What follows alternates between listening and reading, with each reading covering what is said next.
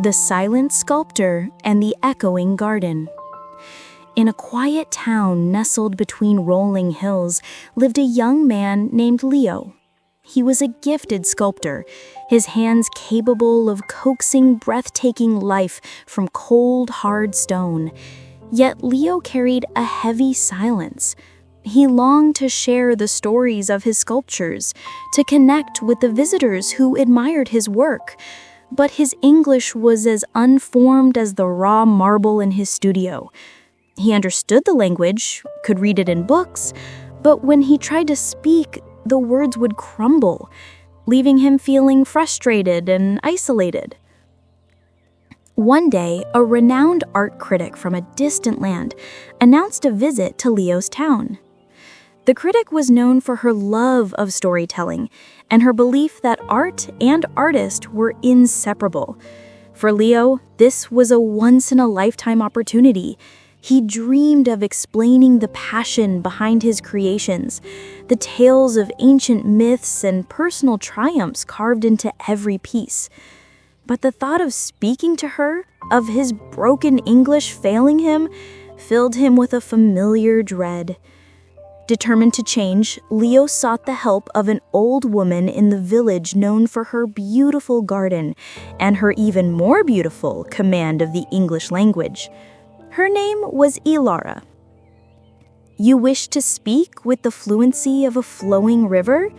Ilara asked, her voice as gentle as the rustling leaves in her garden. "Then you must tend to your words as I tend to my flowers, with daily, dedicated care." Ilara's training was unlike any Leo had imagined. She didn't just give him books and exercises. She made him describe the intricate patterns on a butterfly's wings, the subtle shift of colors in a sunset, and the mournful cry of a distant bird.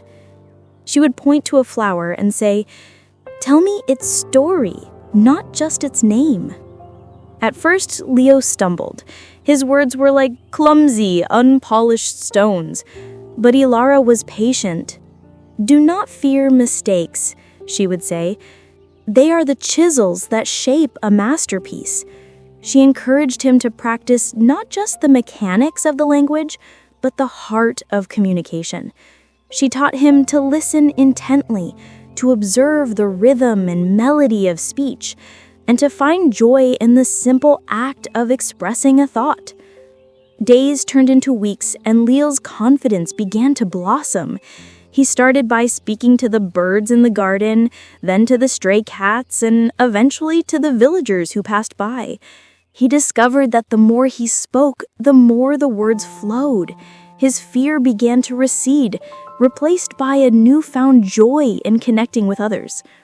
The same hands that could shape stone were now shaping sentences with growing artistry. The day the art critic arrived, Leo's heart still fluttered with nervousness. But as she approached his most cherished sculpture, a magnificent depiction of a caged bird finally taking flight, Leo took a deep breath and began to speak. He told her of his own struggles with silence, of the frustration of having a world of stories trapped within him. He spoke of Ilara's garden and the powerful training that taught him to nurture his words. His English wasn't perfect, but it was alive, filled with the same passion and emotion that animated his sculptures.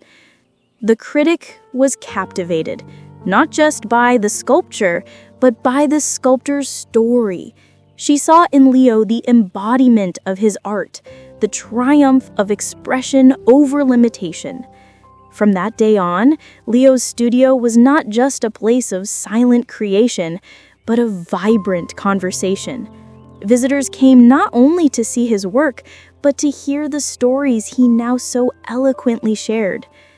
Moral: just as a sculptor shapes stone with persistent and powerful training, so too can you shape your English speaking skills. Consistent practice, a willingness to make mistakes, and a focus on communication, not just perfection, will unlock the powerful voice within you.